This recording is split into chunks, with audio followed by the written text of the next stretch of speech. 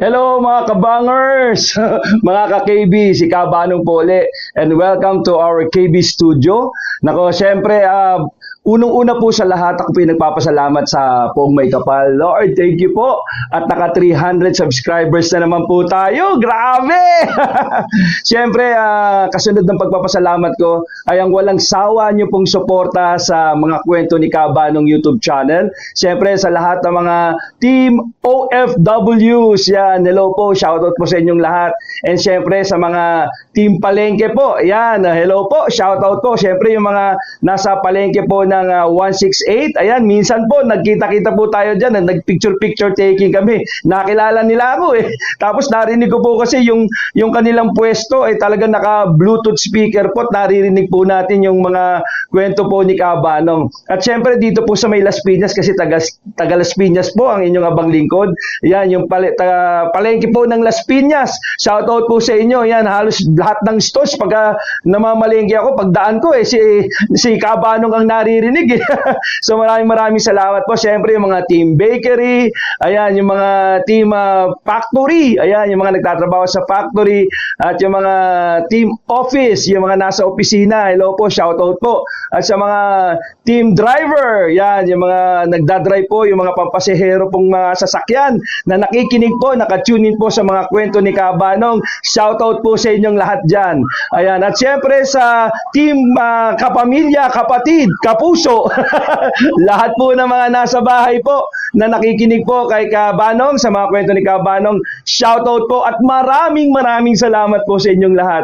Ako po buong pusong nagpapasalamat at alam ko po na yung mga iba dyan talagang nai-stress po sa pagtatrabaho nila at talagang sabi nga ho sa mga comment ako po daw ang kanilang mga kasama para matanggal ang kanilang stress, ma-entertain, di ba? So, yung iba ho nagre-reklamo, dami ho daw commercial, mga ads. So, pasensya na po kasi sa totoo lang po, si YouTube, the more kasi na mahaba yung video, mas gusto nila. Opo, at talaga kasi marami silang nilalagyan ng mga commercial o mga ads. Hindi na po kami ang naglalagay ng mga portion ng ads, sila na po. Kaya pagpasensyahan nyo na lang po si YouTube. Well, yun po kung hindi nyo po i-skip ads yun na po yung pinakatulong nyo po sa amin. Siyempre, bukod po sa pagko-comment nyo, pagla-like at pagsa-subscribe. Naku, maraming salamat po at napakalaking tulong po nyo sa amin. Alam nyo po, yung mga comments nyo, lagi ko pong nababasa yan. Yung mga nagpapaunahan ba sa pag-comment. Thank you very much po. Talagang alam nyo po, nakakataba ng puso at nakakatanggal po ng pagod. So, minsan po, pasensya na po kasi siyempre, kailangan po natin magpahinga, may ginigest naman po tayo ng mga, kasama rin po natin mga dubbers. So siguro po medyo naninibago lang po kayo, pero sa totoo lang po, hindi po tayo kukuha sa Team KB ng mga narrators na pipitsugin. Lahat po yan, mga ka-KB, mga talagang malulupit na mga kasama kong dubber po, mga dubber po ng Korean telenovela, Mexican novela, mga dubber po ng mga anime, sila po yung mga kinukuha po natin dito sa Team KB para patuloy po kayong nabibigyan ng entertainment at hindi po kayo, kumbaga, naiiwang nag-iisa sa inyong pagtatrabaho, di ba? So, again, maraming salamat po. And syempre, dahil po naka 300,000 subscribers na po tayo, tayo po uli ay magbi-video live recording. Ayan, so makikita nyo po kung paano po tayo mag-record at makikita nyo kung paano po tayo magbago-bago ng boses. Wala pong effects to, mga kaibigan. Baka akala nyo po merong voice enhancer, wala po. Talagang boses ko lang po yun. Dahil nga po syempre, for how many years, wag nyo na pong tanong yung kung ilang taon na ako at kung kailan ako nagsimula, kundi magkakabukuhan tayo. Basta na po ako, T8. Ayan. T8. Bahala kayo kung ano yung unang number doon, basta T8 na ako. Hindi, joke lang po, no? So, again, ito po, another entertainment. Mas makikita nyo po kung paano ako magbago-bago ng boses habang nagre-record po ng mga kwento ni Kabanong.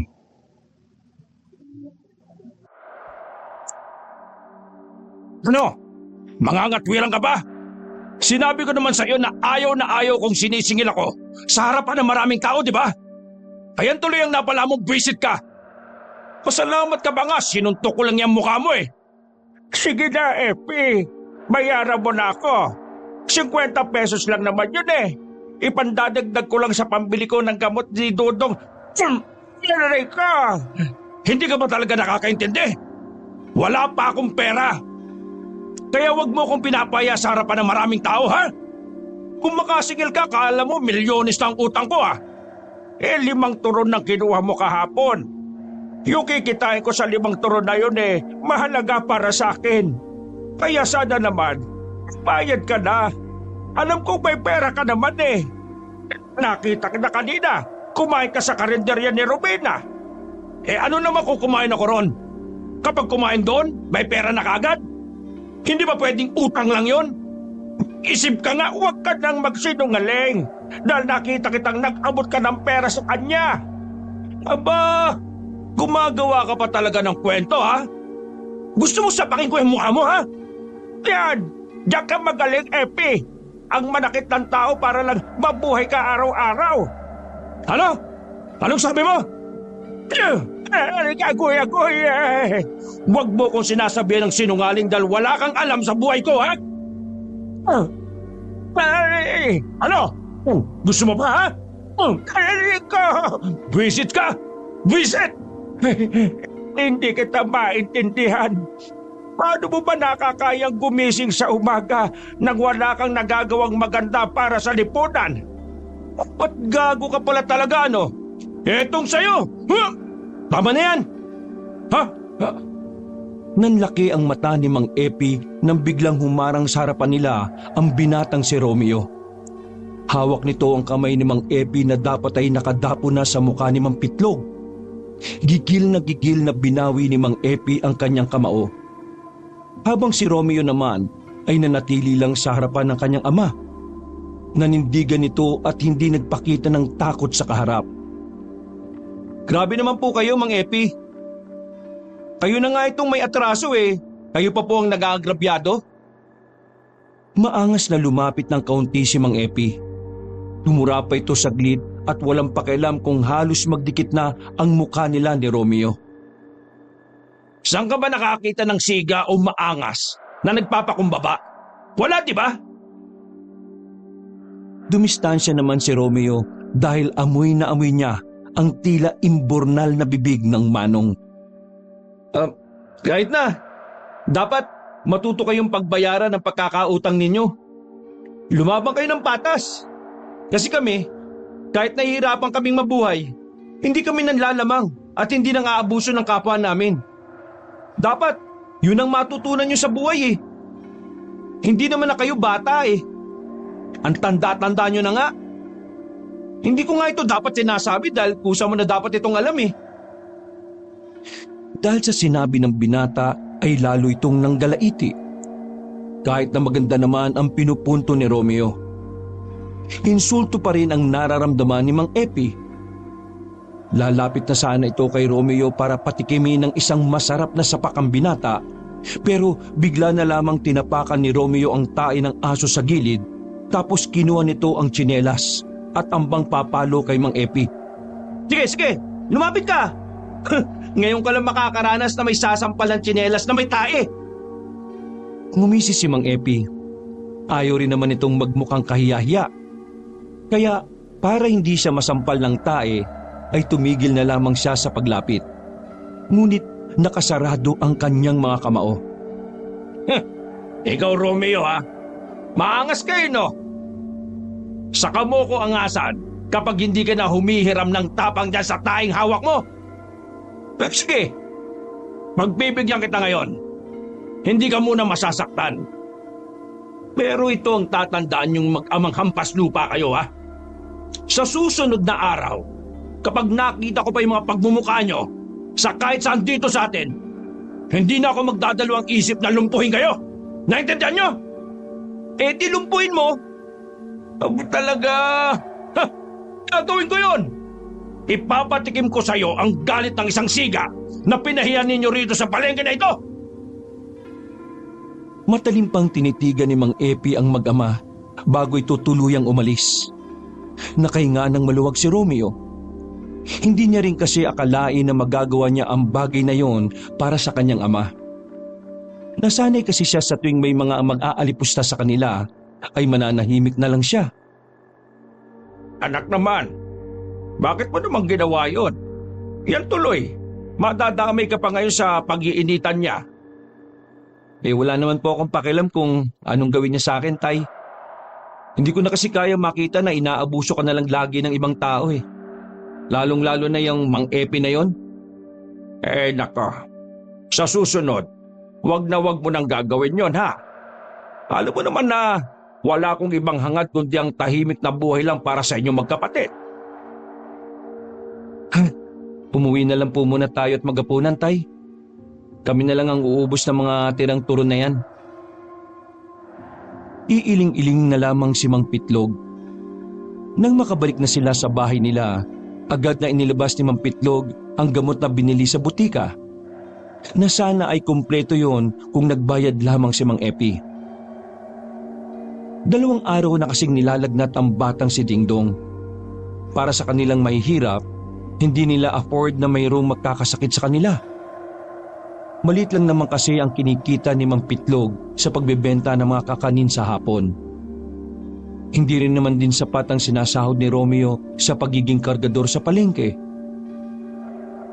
Ihanda mo na yung hapunan natin. At ako maliligo lang, ha? Amoy, malansa na ako eh. Sige, Tay. Ako na pong bahala. Agad na inilatag ni Romeo ang kanilang pagkain sa kanilang maliit na lamesa. Pagkatapos, nilapitan niya ang kapatid na nakahiga sa kanilang papag. Nakahiga lang yun doon habang balot ng kumot na walang laba-laba. Dingdong, kumusta pakiramdam mo? Mapungay ang mata ng bata nang tumingin ito sa kanya. Ngumiti muna ito saglit at saka nagsalita. Mabigat pa rin po ang pakiramdam ko, kuya. Okay, huwag ka mag-alala.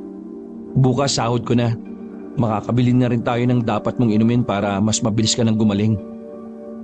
Kuya, kanina nga po nung wala kayo ni tatay, may pumunta dito sa bahay eh. Sandaling napaisip si Romeo. Hindi niya pwedeng isipin na may maniningil sa kanila. Dahil kahit na mahirap lang sila, ay wala naman silang pinagkakautangan. Wala rin naman silang kamag-anak na maaaring lumapit sa kanila. Dahil lahat ng mga kamag-anakan nila sa baryo ay puro mata pobre. May pumunta dito sa bahay? Sino? Nagpakilala ba siya? Hindi niya sinabing pangalan niya eh. Pero ang sabi niya sa akin, kilala niya raw si tatay. Namukhaan mo ba? Opo. Tapos ano po, malambot siya kahit na lalaki. Ha? Malambot na lalaki? Opo, malambot tapos nakembot pa nga po ang bewang eh. Binabae. Lalaki pero babae kung kumilos at magsalita. Opo. Sino po ba yun? Sabi niya po, matagal din niya pong kilala si tatay eh. Kuya, binabay din ba si tatay? Natawa si Romeo at sandaling tinakpan ang bibig ng bata. Uy, baka marinig ka ni tatay.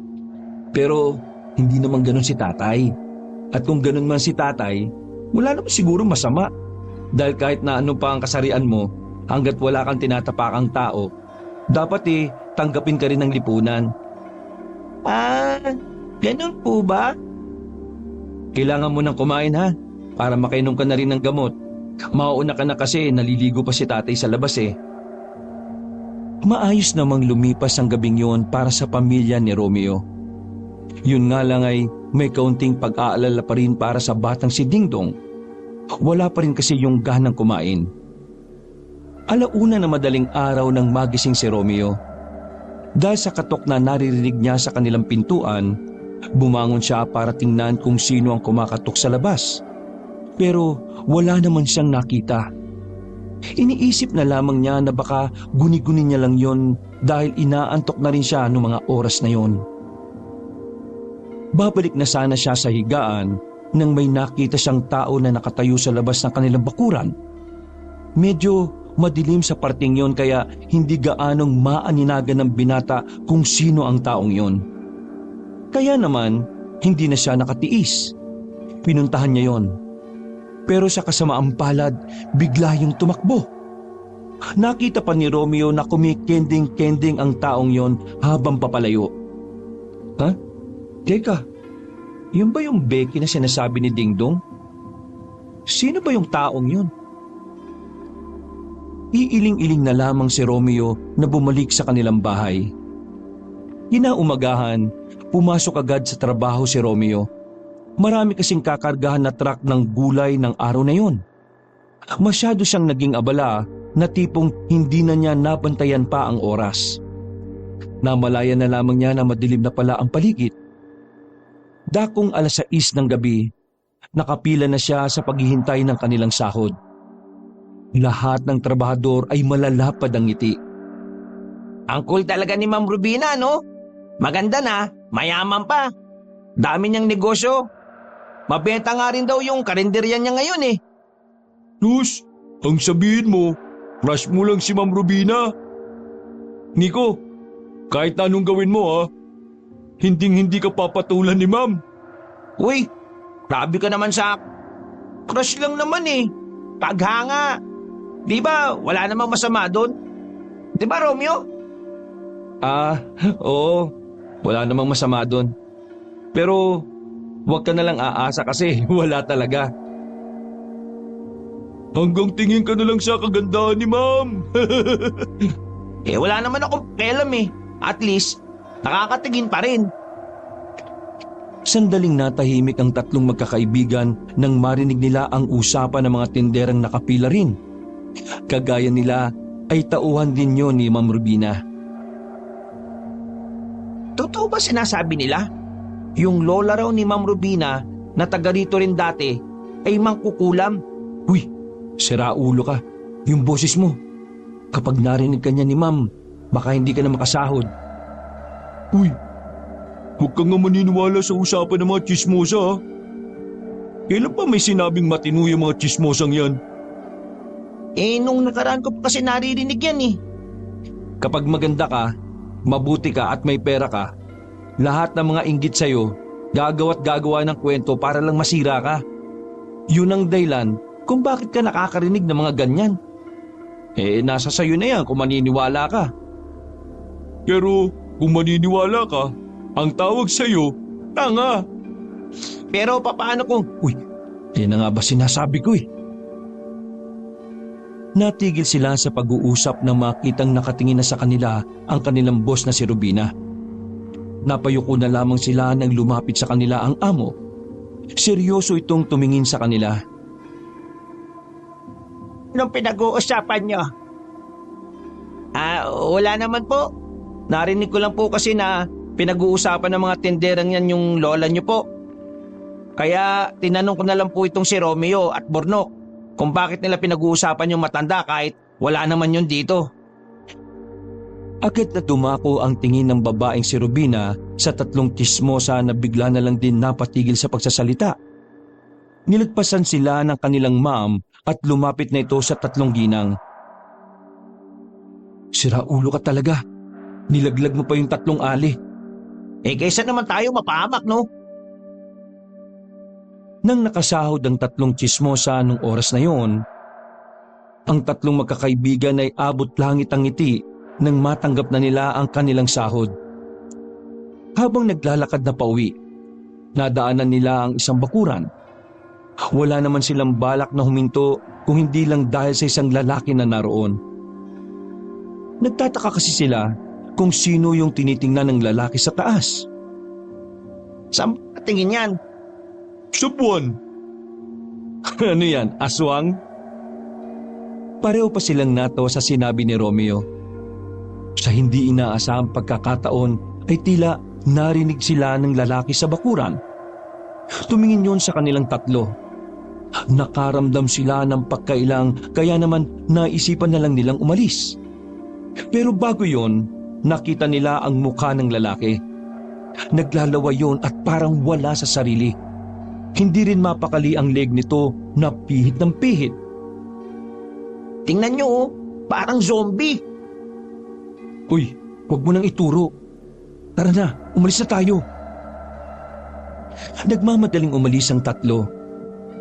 Pagdating sa isang kalye, ay kanya-kanya na silang naghiwalay.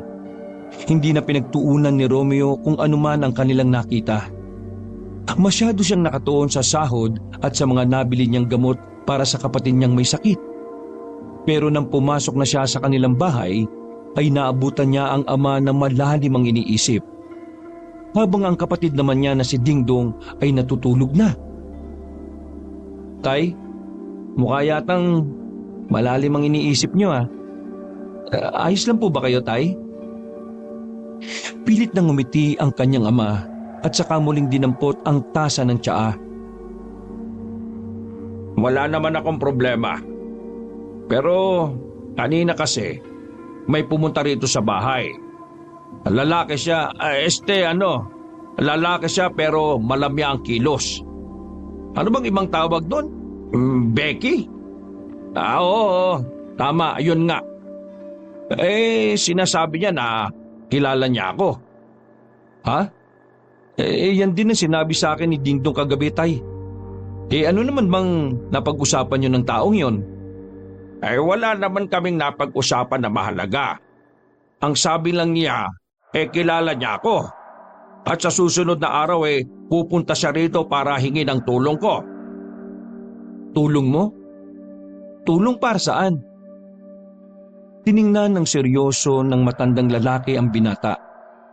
Sa tingin na yon ay alam na agad ni Romeo ang ibig sabihin ng kanyang ama. Huwag mong sabihin na alam ng baklang yon na dati kang antingero, Tay. Yun nga ang pinagtataka ko. Sa lugar na ito, ikaw at ako lamang ang nakakaalam ng bagay na yon. Isa pa, 9 na taon ko nang iniwan ang pagiging antingero.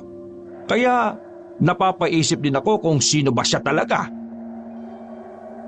Kapag ginalang taong yan ah. Teka, huwag ka mag-alala, Tay. Kapag nakita ko siya, kakausapin ko kagad siya at tatanungin. Tumayo na lamang ang kanyang ama, pero kita pa rin sa mukha nito ang labis na kuryosidad. Nang sumapit ang umaga ay maganda-ganda na ang pakiramdam ng binatang si Dingdong. Nagkataon naman na walang pasok sa palengke si Romeo nung araw na yon. Kaya naman siya ang nakatokang magbantay at mag-alaga sa kanyang nakababatang kapatid. Dingdong, kagagaling mo lang sa sakit ha. Huwag ka na muna maglilikot, baka mapidat ka. Kapag may kailangan ka, magsabi ka na muna sa kuya mo. Naintindihan mo ba? Opo, Tay. Mag-iingat po kayo sa lakad nyo. Umuwi ka kagad, Tay, pagkatapos mong mag-apply sa munisipyo. Huwag kayong mag-alala. Kapag ako natanggap, hindi na tayo magbebenta ng turon. Nakangiting naglakad palayo ang kanilang tatay. 5 minuto pa lang na nakakaalis sa matanda, nakita naman ni Romeo ang Becky na nakatingin sa kanila habang ito ay nakatayo naman sa labas ng kanilang bakod. Hindi na nagsayang pa ng pagkakataon si Romeo. Hinabol niya yon at naabutan niya naman ito nang matapilok ang Becky. Ouch! Why naman now pa ako na down? Nakaupo pa ang Becky na si Santino nang lapitan siya ni Romeo. Pagharap nito sa binata ay kita pa ni Romeo ang makapal na makeup nito. Naghahabaan din ang may kulay nitong kuko at ang pabaliko nitong kilay. Mawalang galang na kung sino ka man. Pero nung nakaraan ka pa nagpunta sa bahay namin sinabi mo rin kay tatay na kilala mo siya. Pwede ko bang malaman kung ano ang kailangan mo sa kanya? Bongga! Asking without helping. Kung help mo muna kaya Akes na makastand up, masyok itong paakes. Hindi nagdalawang isip si Romeo na tulungang makatayo si Santino. Kumindat pa nga yun sa kanya na parabang nangaakit. Bakit ka naman kasi nagsusuot ng ganyang kataas na takong? Nakikita mo namang lupa lang ang daanan dito sa baryong to. Walay lang. Want ko lang mag-wearing. Kasi, bagay sa aking beauty, diba? Ha? Ganon? O sige. Pero pwede bang sagutin mo na rin yung tanong ko? Naiwan ko kasi yung kapatid ko. Kailangan kong bumalik agad eh. Tumingin na makahulugan si Santino sa kanya. Seryoso ang mukha nitong humugot muna ng malalim na paghinga. Siguro naman, knows mo na yung pudra ay dating atingero, di ba? Ha? Oo naman. Pero pwede bang huwag mong lakasan ang boses mo? Sikreto lang kasi yan eh. Ay, actually, my name is Santino. Santino sa umaga, Santino sa gabi. Ang santa-santahan ng Barrio Burgos na naniniwala sa kasabihang biruin mo ng lasing, wag lang ang matching na bating. Nagsalubong ang kilay ni Romeo dahil alam niyang ibang-iba ang sinabi ni Santino sa nakasanayang kasabihan. Tapos? Kilala ng pudrakels ko ang pudrakels mo. As far as I know, dati silang mag-join force kontra sa mga aswangit. Kaso, si Pudra, na-deadball na last year. Dahil walay na ang pudrakels, walay na ring guardian sa aming baryo. Scared ang person sa aming lugar. Kaya naman, need ng mga person ng isang human being para maging protector. Teka. Sinasabi mong may mga aswang sa baryo ninyo? At dahil wala na ang papa mo, ang tatay ko ang gusto mong pumalit sa kanya? Ganun ba? Tumpak, bongga, bright person. Napahawak si Romeo sa kanyang noo at napaisip. Doon na niya naintindihan kung ano ang gustong mangyari ng kausap niyang si Santino. Pero dahil matagal nang wala sa ganoong larangan ng kanyang ama, hindi niya sigurado kung matutulungan ni Mang Pitlog ang kausap niya. Alam mo kasi, matagal nang hindi antingero si tatay eh.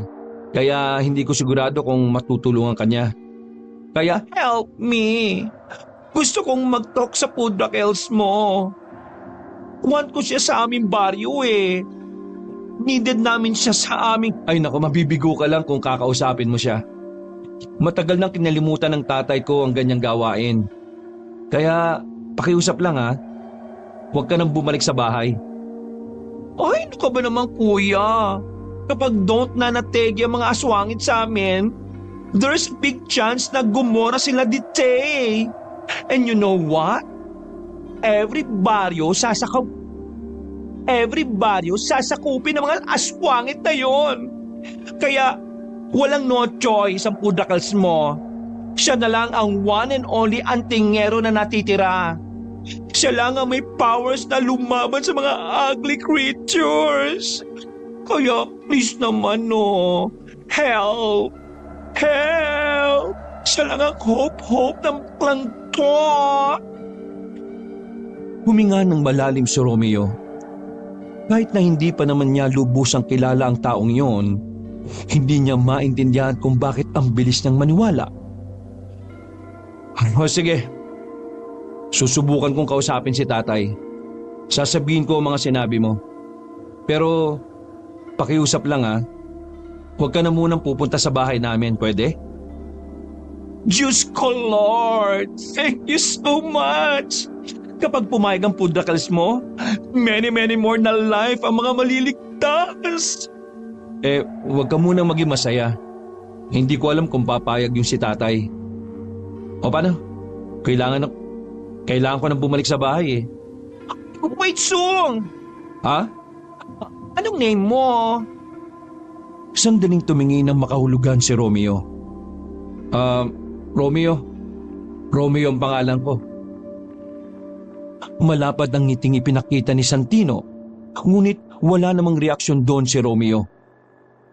Hindi naman mawala-wala sa isipan ni Romeo ang mga sinabi ni Santino.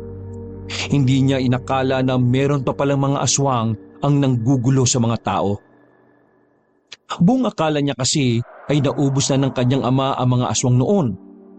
Dahilan para tuluyan ng bitawan na matanda ang pagiging antingero.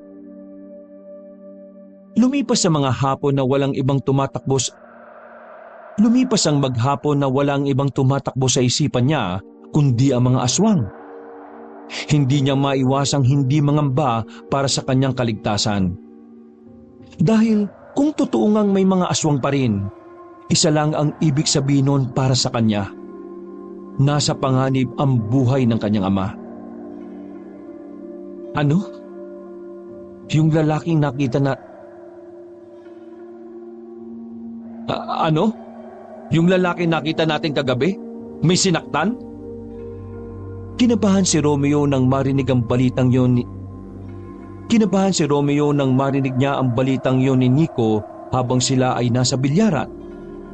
Bigla kasi siyang nitong pinuntahan para lamang ibalita sa kanya ang nangyari. Oo, buting araw.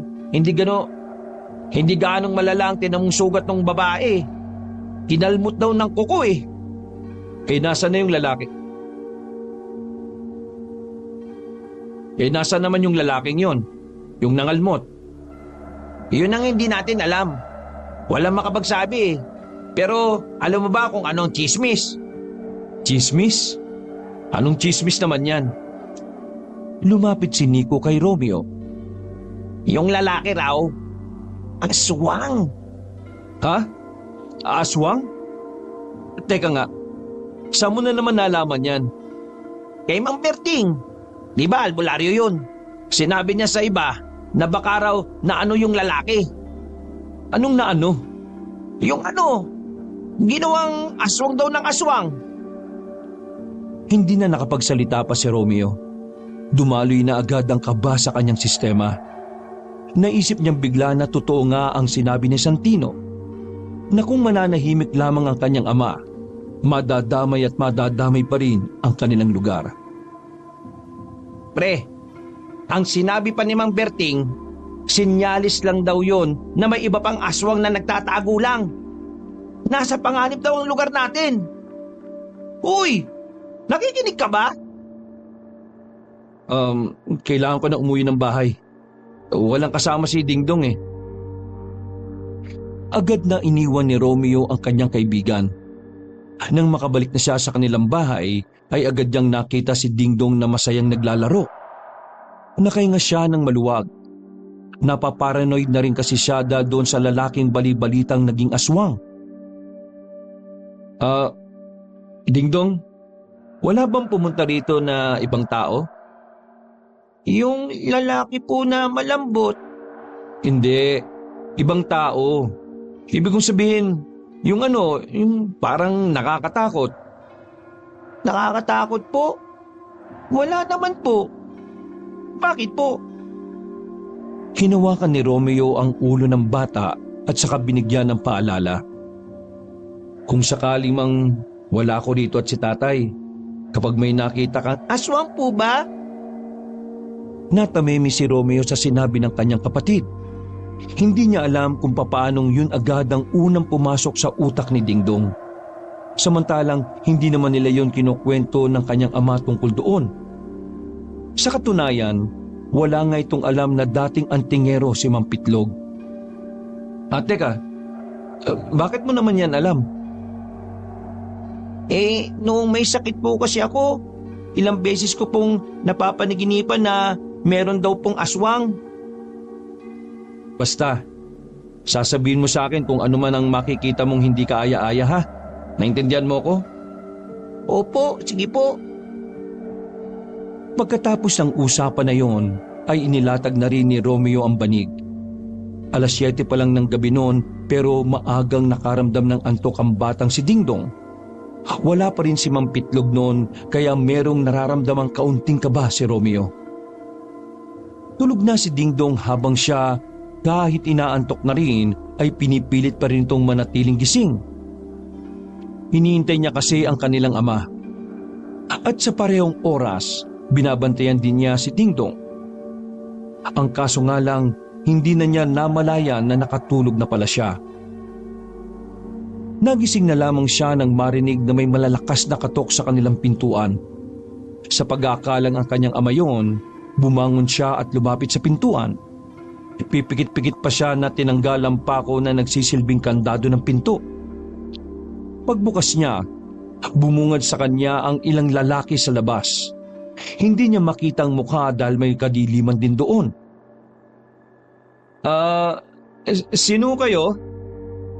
Tanong ng binata na bigla na lang ding naglakihan ng kanyang mga mata. Wala siyang nakuwang tugon mula sa mga taong yon. Kaya naman nagsimula na rin siyang kabahan. Ha? Sino kayo? Ano kailangan? Hindi na naituloy ni Romeo ang sasabihin nang bigla siyang sipain paloob ng kanilang bahay. Nang pumasok na rin ang mga yon, saka lamang nalaman ni Romeo na mga aswang ang mga lalaki. Nakakatakot ang mga mukha nito. 11 anyos pa lang siya nung huli siyang makakita ng aswang. Hoy! Saan niyo dadalhin ng kapatid ko? Huwag niyo siyang kunin! Sinubukan tumayo ni Romeo, pero sa kasamaang palad ay muli siyang sinipa ng dalawang lalaki hanggang sa tuluyan na siyang mapaluhod sa sahig. Wala na siyang nagawa. Nakita na lang niyang tinatangay na ng mga aswang ang batang si Dingdong. Pag alis ng mga aswang ay iika-ika siyang naglakad palabas ng kanilang bahay. Hawak-hawak niya pa ang kanyang tiyan nang lumabas siya ng bakuran. Dahil wala na ang kanyang ama. Pinuntahan niya ang bahay ni Mang Berting para humingi ng tulong. Mang Berting! Mang Berting! Tulungan niyo po ako! Bilis! Ilang minuto lang ay dumungaw na sa bintana ang matandang puti na rin ang buhok. Ano bang kailangan pa? Yung kapatid ko po, kinuha ng mga aswang. Pinasok po nila ang bahay namin. Mang Berting, tulungan niyo kami. Ano? Diyos ko naman. Nagmamadaling lumabas ang matandang si Berting. Lalo itong nag-alala nang makitang dumura ng dugo si Romeo.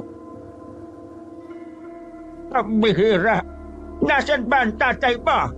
Siya dapat ang una mong hingan ng tulog eh. Alam niyo po na antingero si tatay? Ano ka ba naman?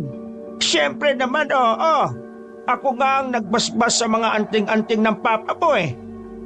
Sinubukan ni Romeo at Mang Berting na sundan ng mga aswang na dumukot kay Dingdong. Pero nakarating na sila sa kagubatan ay wala naman silang nakita. Hindi alam ni Romeo ang gagawin ng mga sandaling yun. Sinisisi niya ang kanyang sarili dahil sa nangyari. Ang mabuti pa, umuwi ka na muna sa inyo. Kailangang malaman muna ito ni Petlog. Maraming salamat po sa inyo, Mang Berting. Huwag kang mag-alala. Tutulungan ko kayong maibalik sa inyo ang kapatid mo. Tinapik-tapik na matandang albularyo si Romeo sa balikat, pero hindi pa rin yun naging sapat para gumaan ang kanyang pakiramdam. Bawat minutong wala sa kanila ang batang si Dingdong, hinding-hindi matatahimik ang kanyang kalooban. Bumalik sila sa bahay nila. Sakto naman nakararating lamang ni Mang Pitlog. Takang-taka ito dahil inabutan niyang bukas ang bahay ng walang tao. Romeo, saan ka ba galing? Saan ba kayo nagpunta ni Ding... teka, nasaan ang kapatid mo? Napaupo na lamang si Romeo sa may gilid ng pintuan. Hindi niya alam kung papaano sisimulan ang sasabihin niya. Romeo, ano ba problema? Tinatanong kita. Nasaan ang kapatid mo? Nasaan si Dingdong? Tay, kinuha siya ng mga aswang eh. Kanina, habang natutulog kami. Biglang dumating yung mga aswang. Kinuha nila si Dingdong, Tay. Anong sinasabi mo? Kinuha ng mga aswang ang kapatid mo? Patawarin mo ko, Tay. Kasalanan ko nangyari. Teka sandali. Paano kukunin ng aswang ang kapatid mo? Matagal nang walang aswang ah. Tay, hindi pa po nauubos sa mga aswang. May mga aswang pa. Tama ang sinabi ng baklang yun eh. May mga aswang pang nabubuhay. At kapag wala tayong ginawa, maghahasik na rin sila ng lagim dito sa atin. May mga aswang pa. Paano bang nangyari yon? Hindi ko rin alam, Tay. Di ba ang akala natin, patay na silang lahat, 9 na ang nakakalipas. Hindi ko inakala na meron pa rin palang aswang. Tay, ano pong gagawin natin? Kinuha nila si Dingdong. Hindi ko mapapatawad ang sarili ko kapag may nangyaring masama sa kanya. Umupo rin sa gilid ang matandang si Pitlog. Bumuntong hininga pa ito at sandali ring nag-isip. Kitang-kita sa mukha nito ang labis na pag-aalala. Hindi tuloy maiwasan ni Romeo na maawa sa kanya. Mukhang kailangan ko nang bumalik sa pagiging antingero Pero paano ang pangako mo kay Mama nung bago pa siya mamatay? Kung nasan man ang nanay mo, tsaka kung maintindihan niya kung bakit ko ito gagawin. Romeo, anak, wala na tayong ibang paraan kung papaano may babalik si Dingdong sa atin. Magiging mahirap ang lahat kung hindi ako babalik sa pagiging antingero. Lalo na sa puntong ito. Pakiramdam ko ito na ang itinakda nilang panahon para gumanti sa ginawa kong paglaga sa lahi nila. Napalingon ng dalawa sa lalaking pumasok sa kanilang bakuran. Kumikending-kending pa ang bewang nito nang lumapit sa kanila nang walang paalam. Mataas ulit ang gamit nitong takong kaya nakatingala ang mag-ama sa kanya. Mampitlog, nakatunog ng betlog. Makakajolong ake sa pag-bring back ng inyong Junanis na bunso. Napatayo si Mampitlog at saka hinarap ang binabae. Ikaw na naman? Exactly! Kiss lamang ite. Bakit? Akala mo si Alice Dixon? Tay, yung tatay niya, dati niyo raw kasamaan sa pagiging antingero. Ang baryo daw nila ang ginugulo ng mga aswang. Sabi niya nga, kailangan ka nila sa baryo nila. Teka, anong pangalan ng tatay mo? Sargo Demonito. Yon ang name niya. Demonyito? Correct! Yan ang apelido namin. Demonito.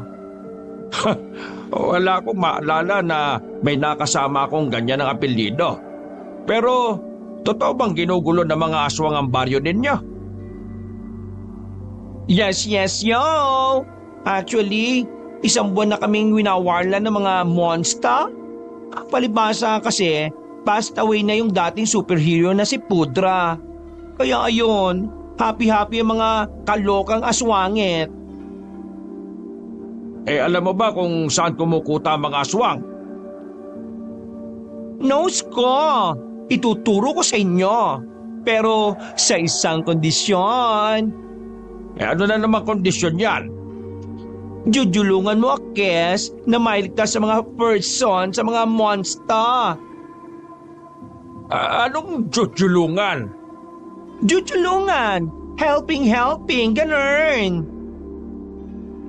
Tumingin sandali si Mampitlog kay Romeo. Tumango lang si Romeo bilang pagsang-ayon kay Santino. Wala na rin naman kasi silang naiisip na ibang paraan para mas mabilis nilang mahanap ang kinaroroonan ng aswang. Sige, bigyan mo ako ng ilang araw. Magbabalik ako bilang antingero at uubusin ko ang mga hinayupak na aswang na mga yon. Bongalicious! Yan ang gusto ko sana. Yan ang gusto ko sa iyo, Mampitlog. Lumalaban! Yan ang gusto ko sa iyo, Mampitlog. Lumalaban! Umalis na rin agad si Santino matapos ng kanilang kasunduan. Ngunit kahit na ganun pa man, hindi pa rin nawawala ang pangamba sa kalooban ng mag-ama. Lalo na si Romeo na sising-sisi sa kanyang sarili. Kinaumagahan, bago pa man sumikat ang araw ay gumising na agad si Romeo at si Mampitlog. Pupuntahan nila ang matandang si Mang Berting para kunin ang anting-anting na pinatago ni Mampitlog. Sakto na noong dumating sila ay inilabas na pala ng albularyo ang mga gamit na ibibigay sa kanila. Sa katunayan, hindi ko inaasahan na darating ang araw na makakalaban natin ulit ang mga aswang. Kaya ikaw, Pitlog, ihanda mo ang sarili mo. Sa nakalipas na 9 na taon, marahil marami na ring nagbago sa mga aswang. ni hindi natin alam kung sila pa ba ang nakalaban mo noon o ibang henerasyon na yon.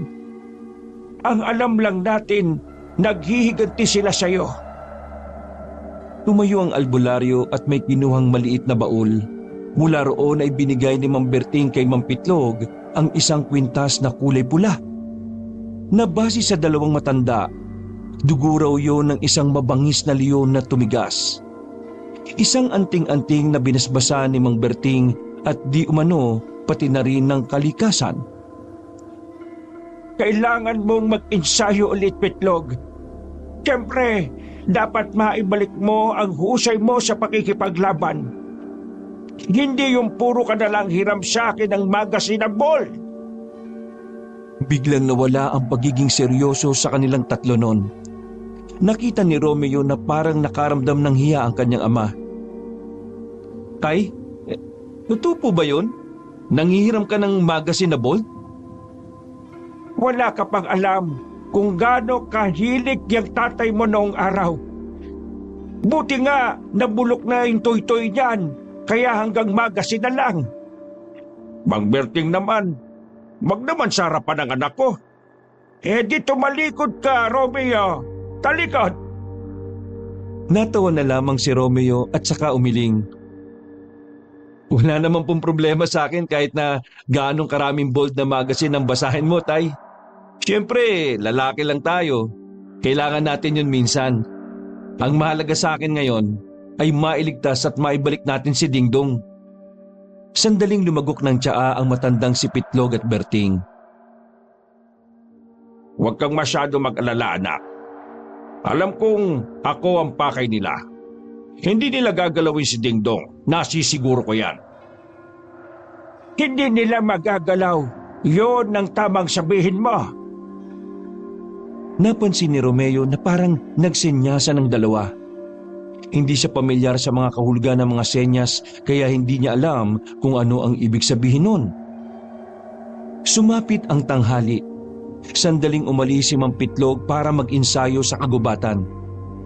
Si Romeo naman ay hindi na rin pumasok sa palengke. Gamit ang itak at latigo, nagsanay din siya kung paano lumaban. Pilit niyang ginagaya kung paano makipaglaban ang kanyang ama noong araw. Samantala, sa kalagitnaan ng kanyang pagsasanay, biglang dumating ang dalawa niyang kaibigan, si Nico at Bornok. Bagsak ang balikat ng dalawa. Parang mukhang nalugi. Oh, ano nangyari sa inyo? Bakit ganyan ang mukha ninyo? Sandaling nagkatinginan ng dalawa at saka bumuntong hininga. Umupo ang mga ito sa mahabang upuan na yari sa kawayan na nasa gilid ng bakod. Wala na tayong trabaho. Wala na talaga tayong tao. Kakainis na. Ano naman kasing ginawa niyong kalokohan at bakit kayo natanggal? Anong ginawang kalokohan? Wala kaming ginawa. At uy, kasama ka sa natanggal, no? Lahat tayo, wala nang trabaho. Sandaling binitiwan ni Romeo ang itak at latigo. Ha? Bakit? Nalugi na ba yung negosyo ni Ma'am Rubina? Ewan namin. Basta lahat ng negosyo niya biglang itinigil muna eh. Ito na nga ang chismis. Kita raw si Ma'am Rubina, minanan na raw ang pagiging mangkukulam ng lola niya. Kaya yun, hindi na muna siya Oy, Nico, yan ka na naman sa chismis eh. Saan mo na ba nakukuha yung mga impormasyon na yan? Basta, yun ang chismis. Ay teka, maiba tayo. Nasaan pala si Dingdong? May dala-dala pa naman akong piko para sa kanya. Nangako kasi ako nung nakaraan sa kanya eh. Nako, wag mong sanayin, baka masanay. Nasaan nga? Nasa loob lang. Wala kaming nakitang nasa loob. Nasaan nga? Nagdadalawang isip si Romeo kung sasabihin niya rin ba sa mga kaibigan niya ang tungkol sa pagdukot sa kanyang kapatid. Batid niya kasing maaring kumalat ang bagay na yon sa oras na malaman ni Nico at Bornok. Alam niya rin kasi kung gaano kadaldal ang dalawa. Papa Romeo? Napalingon sila sa bakuran nang marinig ang maharot at malanding tinig ni Santino. Salubong naman ang kilay ni Nico at Burnok nang makita ang binabae na pumasok sa bakuran. Papa Romeo, ready na ba ang mga pudrakels mo? Ituturo ko na sa kanila kung nasaan yung mga monster na aswang. Hindi na napigilan ni Romeo ang sinabi ni Santino. Dahil dito, nakatunog na si Nico at si Burnok. Ano? Aswang? Teka. Kakalabanin pa ng papa mo ang mga aswang? Albularyo ba ang papa mo? Shucks! Doon pa nila, no? Sorry to the max. Don't din pala ako dapat nag-tell. Napailing na lamang si Romeo. Wala na siyang dahilan pa para maglihim sa mga kaibigan niya. Kukulitin din naman siya nito kung ililihim niya pa. Bagyang lumapit si Romeo sa dalawa at hininaan ang kanyang boses. Hoy, makinig kayo. Kung ano man ang malalaman nyo, sana huwag niyong ipagsasabi ha. Tumango si Nico at Burnok bilang tugon. Si tatay ay isang antingero. Nilalabanan niya at pinapaslang ang mga aswang noon. Pero matagal na siyang nag-retire. 9 na taon ang nakalilipas Pero now need ng pudra niya mag-come back. Dahil ang mga ugly creature ay nagwawarlan na. Don't you ba notes? Ang kanyang little brother ay ginetsong ng mga aswang. Uy, hinayaan mo na lang sana na ako magsabi sa kanila, di ba? Teka. Ano yung ginetsong? Ginetsong, ibig sabihin, kinuha. Biglang tinapik ni Santino sa balikat si Burnok nang may nang aasar na itsura. Uy! Understanding ka sa kawikaan ng mga bading! Ha! May future ka! Uy, di kita kilala ha. Huwag kang feeling close ha. Tapakin ko isopagus mo eh. Teka. Totoo ba, pre? Kinuha ng mga aswang ang kapatid mong si Dingdong? Huminga ng malalim ang binata. Nakaramdam na naman siya ng lungkot at labis na pag-aalala. Oo, totoo yun. Alam kong mahirap paniwalaan na may aswang pero totoo na kinuha ng aswang ang kapatid ko. Natutulog ako kagabi nung dumating sila eh. Mukhang gagantihan nila si tatay dahil sa pag-ubos niya sa mga aswang noon. Inakbayan ni Nico si Romeo. Nakangiti pa itong tumingin sa kanya. Naniniwala kami sa iyo, pre. Kung may tutulong kami, magsabi ka lang ha.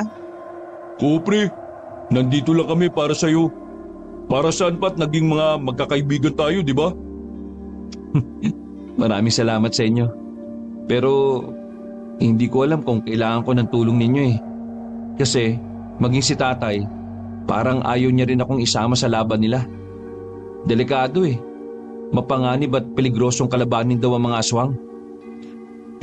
Kung ayaw ni Mang Pitlog, tayo na ang gagawa ng paraan. Hahanapin natin ang kapatid mo. Hindi na nagsalita pa si Romeo. Kahit alam niyang maaring magalit sa kanya ang tatay niya kapag ginawa niya yon. Sumagi pa rin sa isipan niya na subukan yon. Ayaw niya kasing walang gawin para kay Dingdong.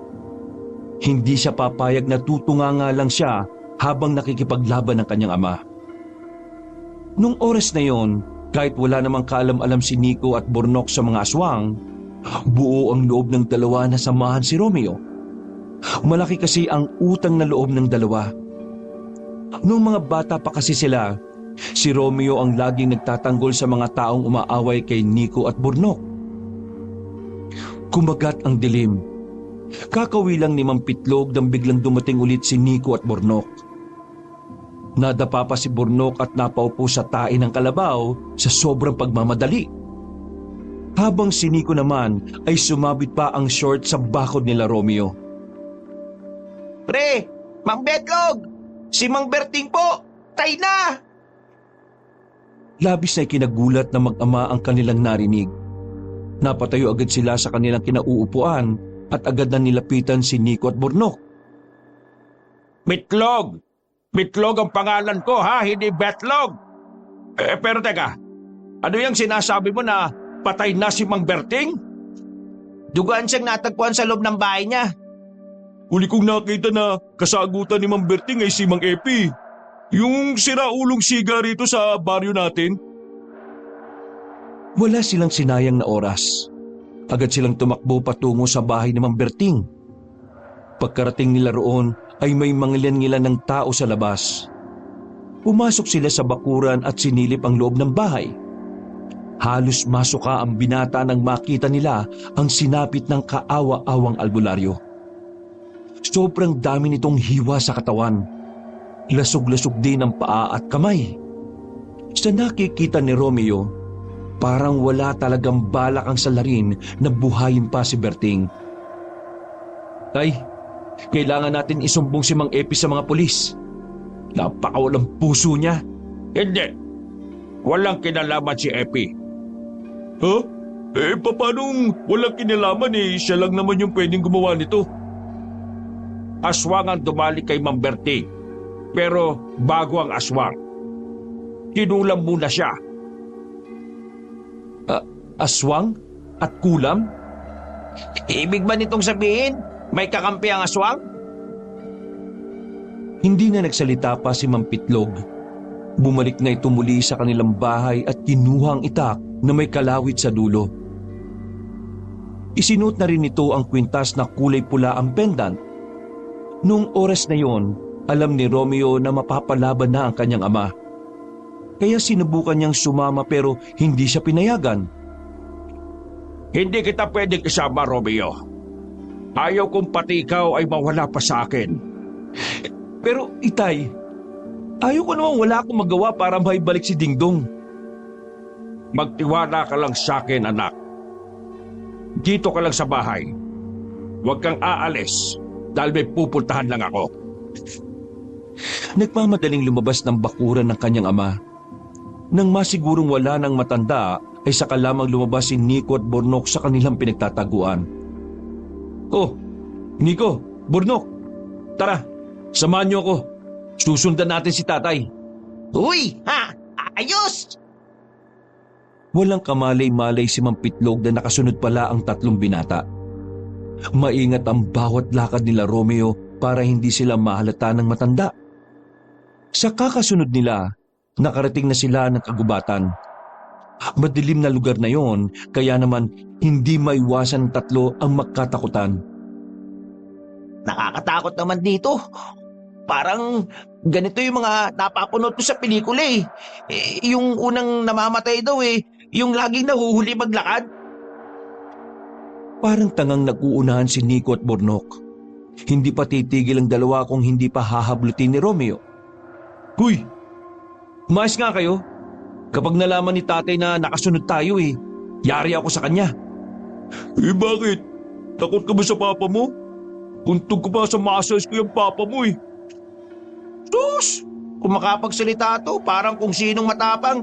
Sigawan ka nga lang ng syota mo, tiklop ka na At least, ako may syota.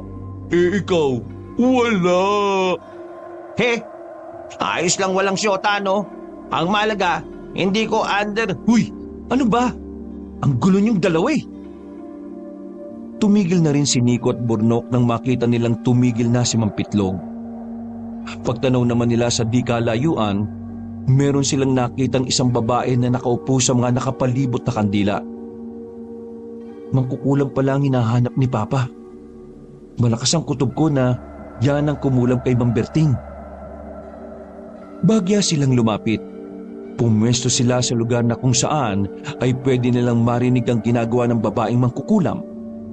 Maliwanag din doon kaya makikita rin nila ang mga kaganapan. Nagulat na lang sila nang biglang lumapit si Mang Pitlog sa babae. Pagharap ng babae, namukha nila kung sino yon. Hindi makapaniwala si Romeo at Bornok. Pero para kay Nico, matagal na rin niyang naiisip yon dahil sa kakasagap niya ng chismis. Ma'am Rubina, mukhang abalang-abala ka sa ginagawa mo Takot na takot ang babae at saka ito tumayo. Muntikan pa nitong matapakan ang isang kandila sa pagkataranta. Saan mo nakuha ang larawang kong yan? Ah, ako na pala ang isusunod mong kulapin, ha? Umamin ka nga sa akin. Ikaw ba kasabwat ng mga aswang? Anong sinasabi mo? Ma'am, huling-huli ka na po Ikaw ang mangkukulam sa baryo na kumulam kay Mang Berting. Ngayon, ako naman ang isusunod po ninyo. Balak mong alisin muna ang isang albularyo at ang isang antingero nang sa ganun madali niyong maisasakatuparan ng mga plano ninyo. Ha, wala ka yata sa sarili. Tinutukan ni Mang Pitlog ng itak na may kalawit sa dulo ang babae. Umamin ka na at sabihin mo sa akin kung nasaan ang kuta ng mga aswang at kung sino ang huling tumotas kay Mang Berting. Gusto mo bang umamin ako? Sige. Ilang sandali lang ay may mga kalalakihan ang lumabas mula sa gilid-gilid ng mga puno. Lahat ng yon ay naglalaway. Umaangil at nakakatakot ang mga anyo. Ito ang sagot ko. Nakaramdam na ng takot si Romeo para sa kanyang ama. Para sa kanya, magiging dihado si Mang Pitlog dahil nag-iisa lamang ito kumpara sa 10 mga aswang na protektor ng mangkukulam na si Rubina. Pasensya na po kayo, ma'am. Pero Diyos lang ang kinatatakutan ko. Walang ano-ano ay bigla nagsilusuban ng mga aswang patungo sa kinaroroonan ni Mang Pitlog. Tuwang-tuwa si Nico at Burnok nang makita kung papaano lumaban ang matandang si Pitlog. Grabe pala talaga ang tatay mo, pre. Akala ko isa lang siyang tagatinda lang tson Hindi ko na pala siya iuuntog sa muscle ko. Kahit ako, hindi ko rin alam na ganyan pala talaga siya kagaling. Tingin ko, hindi na niya tayo kailangan ngayon Mabuti pa manood na lang tayo. Kitang-kita nilang sisiw lang kay Mang Pitlog ang pakikipaglaban sa mga aswang na yon. Wala sa kilos nito ang pag-aalinlangan. Ang nakikita nila sa galaw nito ay isang malakas at matapang na antingero. Sa kalagitnaan ng kanilang pagkamangha, naramdaman na lamang nila na may tao na sa kanilang likuran. Nagulat sila dahil paglingon nila, nakita nila ang isang aswang na parabang nanunood lang din sa kanila. Tinutukan ni Nico ng ilaw sa muka ang nilalang na yon. Nakilala nila ang aswang na yon. Yun ang lalaking nakita nila sa bakuran nung isang gabi. Guys, anong gagawin natin? Ano pa? Takbo? Takbo na! Pero bago pa man sila makalayo, nahawakan na ng aswang na yon ang short ni Burnok. Sa pagpupumilit niyang makapiglas, napunit ang short niya at tuluyang nakita ang kanyang brief na may tatakpan ng palabas na engkantadya. Mabuti na lang at madilim sa gubat kaya hindi agad yun nakita ni Nico at Romeo. Tumakbo ang tatlo nang hindi nila alam kung saan sila pupunta. Basta ang mahalaga lamang ay makalayo at maiwanan nila ang aswang na humahabol sa kanila. Pero sa kasamaang palad, wala nang pupuntahan ang direksyon na tinatahak nila. Tanging matataas na mga puno na lamang ang nasa kanilang harapan. Buwisit naman! Kainis! Anong gagawin natin, pre? Dead end na to Wala na nga ako short Paano na? Naabutan sila ng aswang. Ang tanging nagawa na lamang nila ay sumiksik. Nang magsimula ng lumapit sa kanila ang aswang na yon, ay nadagdagan pa ang kanilang kaba. Parang aatake na sa puso si Nico. Si Burnok naman ay mas inintindi pa nitong huwag makita ni Romeo at Nico ang design ng kanyang brief. Habang si Romeo naman naisipan niyang dumampot ng bato sa gilid. Pagkapa niya para kumuha ng bato, napatigil siya nang maramdamang malambot ang kanyang nahawakan. Lintik na buhay naman to! Parang wala na siyang choice. Kahit natay ang kanyang nadampot, binato niya pa rin yon sa mukha ng aswang na nasa harapan nila. Ang kaso nga lang, mas lalo lang nanggigil sa kanila ang aswang nang dahil sa ginawa niya. Umangil ng malakas ang aswang. Nasa aktong lulusubin na sila nito nang bigla itong bumagsak sa lupa. Nang tutukan nila ng ilaw ang aswang ay nakita nilang may nakatarak ng itak sa ulo nito. Ha? Anong nangyari? Patay na ba ang aswang na yan? Hiramin ko lang yung short niya. Dumating pala si Mang Pitlog at lumapit sa kanilang tatlo. Sinuri pa ng matanda kung patay na nga ba ang aswang. Nang makumpirma ay sinilba ni Mang Pitlog ng apoy ang lalaking yon. Mang Pitlog, sabi ko hiramin ko muna yung short ng aswang eh. Sabi ni Burnok, pero hindi siya pinansin ng antingero. Romeo, sinabihan na kita na huwag ka nang sumama, di ba? Tingnan mo kung anong naranasan nyo ngayon. Paano kung hindi ako dumating? Eh di sana mananatili na lang kayong alaala. Ang titigas na mga ulo ninyo eh. Pasensya na po, Tay. Hindi ko lang talaga kayang isipin na wala akong gagawin eh. Gusto ko rin namang ipagiganti si Mang Berting. At siyempre, si Dingdong. Ano po ba yung nangyari doon kay Ma'am Rubina? Bumuntong hininga si Mang Pitlog. Hindi sana siya mamamatay kung hindi niya lang pinagtangkaan ang buhay ko. Munti ka na niya akong saksakin eh. Kaya inunahan ko na siya. Totoo bang kasabwat ng mga aswang si Ma'am Rubina? Oo, kasabwat siya ng mga aswang. Gumagamit ng mangkukulam ang mga aswang dahil alam nila mahirap malaman at matagpuan ng mga mangkukulam. Ang hindi nila alam, matagal ko nang alam na mangkukulam talaga si Rubina. Hindi pala talaga chismis yung mga narinig ko eh. Talagang may dugo sila mangkukulam. Romeo, total matigas ang ulo mo, may ipapagawa ko sa'yo. Ano po yun, Tay? Ikaw ang sasama kay Santino kung nasa ng kuta ng mga aswang. Pero paano si Dingdong? Paano ko siya may liligtas? Huwag kang mag-alala. Ililigtas ko ang kapatid mo. Pero may iba pa akong gagawin. Pwede bang samahan namin si Romeo? Wala ba kayong extra short? Samahan niyo si Romeo kung gusto niyo. Pero ito lang ang sasabihin ko sa inyo. Pwede kayong mamatay sa gagawin niyo, ha?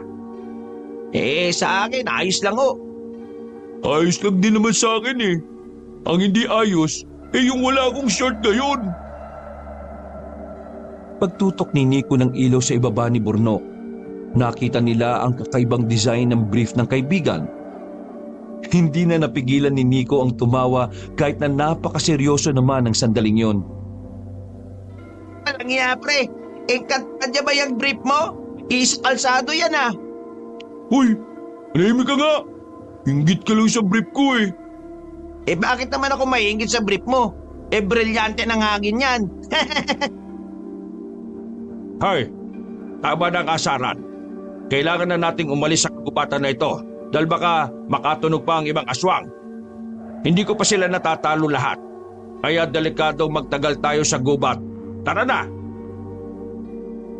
Nakabrief pa rin naglakad si Burnok ng mga sandaling yon. Nang makalabas sila ng gubat, hinubad na lamang ni Burnok ang kanyang damit at pinantakip yon sa kanyang pang-ibaba. Habang naglalakad sila sa daan pauwi, bigla nilang nakasalubong si Mang Epi. Maangas pa rin ito kahit na nakabenda na ang kaliwang kamay. Lumapit agad yon sa kanila at hinarap si Mang Pitlog. Di ba sabi ko sa susunod na magtatagpo ang landas natin, lulumpuhin ko kayo mag-ama? Wala akong oras para makipag-away, Epi. Kaya ang mabuti pa, umalis ka na sa daraanan namin. Aba, maangas ka talaga. Dahil ba may dalawa pa kayong kasama? Pagtutulungan niyo ako, anong nangyari sa braso mo? Sandali lang. Hindi inaasahan ni Mang Epi ang tanong na yon kaya hindi agad yon nakapagsalita. Pero sa unang tingin pa lang, alam na kagad ni Mang Pitlog kung ano ang nangyari doon. Inatake ka ba ng aswang? Teka, paano mo nalaman? Magdala ka ng patalim. Mas mainam kong itak. Kapag may nakaharap ka ulit ng aswang, sa ulo mo tagayin, ha? Teka, tinatanong kita, paano mo nalaman na aswang ang gumawa sa akin ito? Dahil naaamoy ko. Napatingin si Romeo sa kwintas na suot ng kanyang ama. Napagtanto niya na may kakayahan ding makapagpalakas ng mga pandama ang anting-anting ng kanyang ama. Ginagago mo ba ako, Hapitlog? Epi, hindi na kita sisingilin sa inutang mong 5 turon. Kaya wala na tayong pag-uusapan pa kahit na kailan. Iniinsulto mo ba ako, ha? Hahawakan sana ni Mang Epi si Mang Pitlog, pero nagulat na lamang ito nang biglang hinugot ni Mang Pitlog ang hawak na itak at itinutok sa maangas na matanda. Hindi ka na pwedeng mag-angas sa akin dahil hindi na ang dating Pitlog ang kaharap mo. Nagbabalik na ako bilang isang antingero. Kaya sisiw lang sa akin ang buhay mo kung gugustuhin kong kunin yan sa'yo. Nanlaki ang mata ng maangas na matanda nang marinig ang mga salitang yon. Napangisi naman si Romeo dahil sa wakas nakita rin niya ang tila natatakot na mukha ni Mang Epi. Unti-unti yung kumalma. Hindi na yun nakapagsalita pa nang maglakad na rin sila Romeo paalis. Napapailing na lamang si Mang Epi. Hindi to makapaniwala sa kakaibang aura ni Mang Pitlog sa mga oras na yon. Nung gabing yon, hindi na nakatulog ng maayos si Romeo. Magkakahalong kaba at pananabik kasi ang kanyang nararamdaman. Kinakabahan siya dahil kinabukasan ay sasabak na sila sa laban. Nananabik naman siya dahil kahit na papaano umaasa siyang mababawi nila ang kanyang kapatid na si Dingdong. Dakong 10:00 ng umaga kinabukasan, pinuntahan nila ang bahay ni Mang Berting. Cremation ang ginawa nila sa matanda dahil wala naman na itong kamag-anak na mag-aasikaso sa burol. Pagpasok nila sa bahay ni Mang Berting, hindi maiwasan ni Romeo na makaramdam ng awa at lungkot. Para sa kanya, walang kapatawaran ang ginawa ng aswang. Tay, ano bang pinuntan natin dito? Kailangan nating hanapin dito kung saan nilagay ni Mang Berting ang binhi. Binhi? Anong binhi? Ang binhi ay parang buto ng isang halaman. Pero ang binhi na hinahanap ko ay hindi basta-basta. Ang binhi na yon ang hinahanap ng mga aswang noon pa. Kaya kailangan ko silang paslangin lahat. Ano bang gagawin nila sa binhi na yon? Ang binhi kasi ay itatanim at namumunga ito ng mga tinatawag na bunga ng kalakasan. Ang sino mang makakakain ng bunga, magkakaroon ng pambihirang lakas. Hindi nagtugumpay ang mga aswang noon na kunin yon, kaya ngayon nagbabalik sila hindi lang para makapaghiganti, kundi para rin makuha ang binhi, mapakinabangan nila. Ang problema ko lang hindi ko alam kung nasaan ang binhi na yun . Nang makuha ko kasi yon, pinaubaya ko ang pangangalaga nun kay Mang Berting. Ang mabuti pa siguro, simulan na natin ang paghahanap. Hinalughog nila ang buong bahay ni Mang Berting. Lahat ng pwedeng pagtaguan ng matanda ay tiningnan na nila.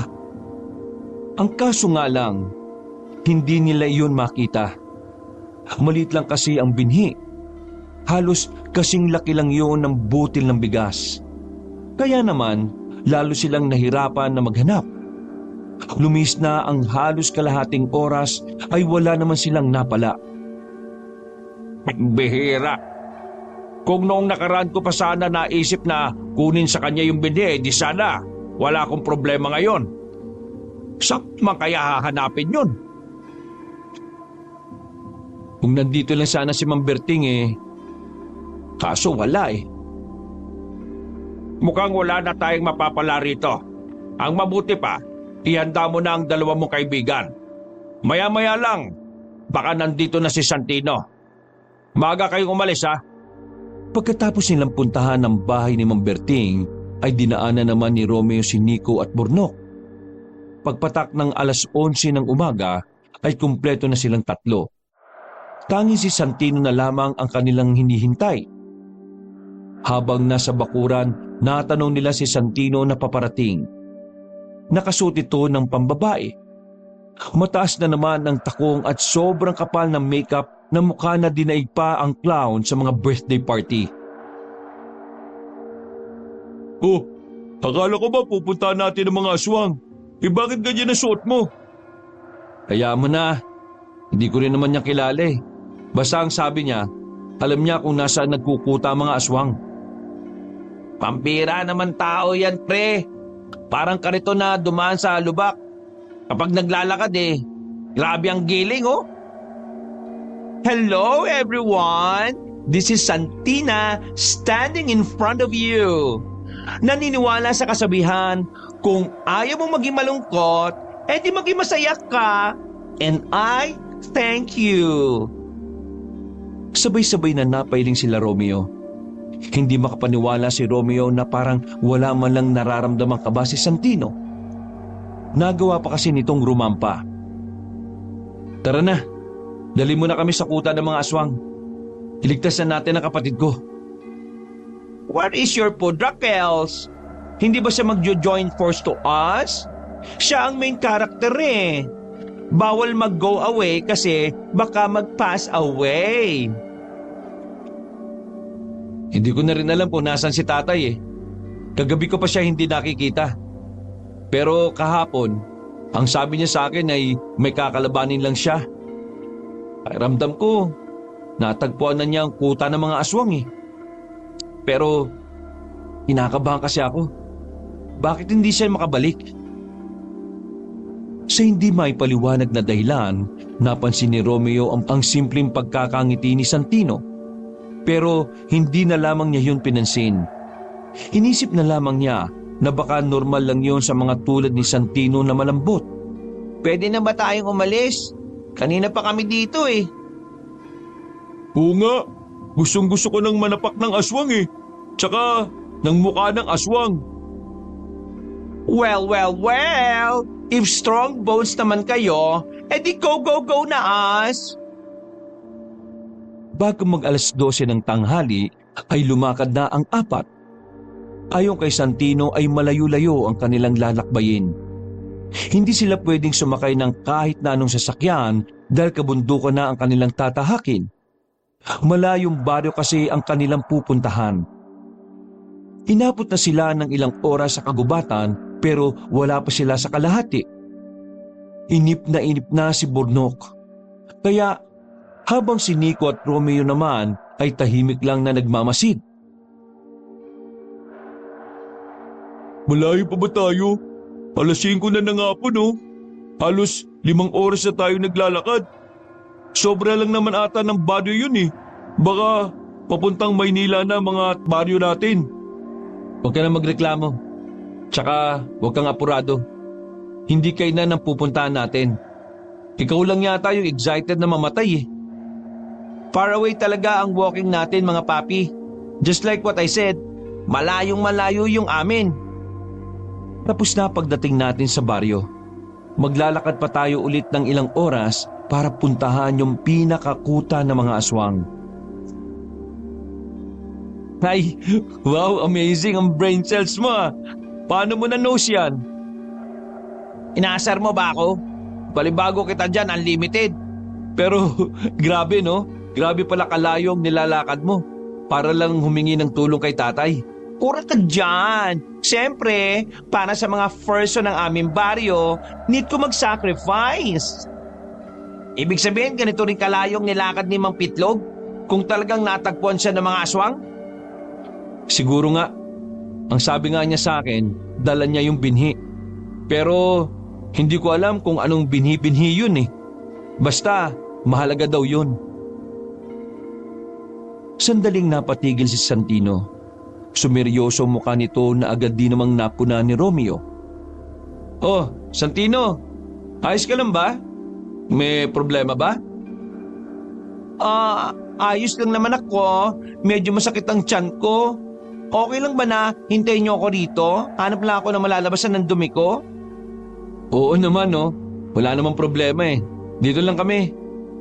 Boses Becky pa rin naman pero nagtataka sila dahil bigla na lang naging normal ang salitaan ni Santino.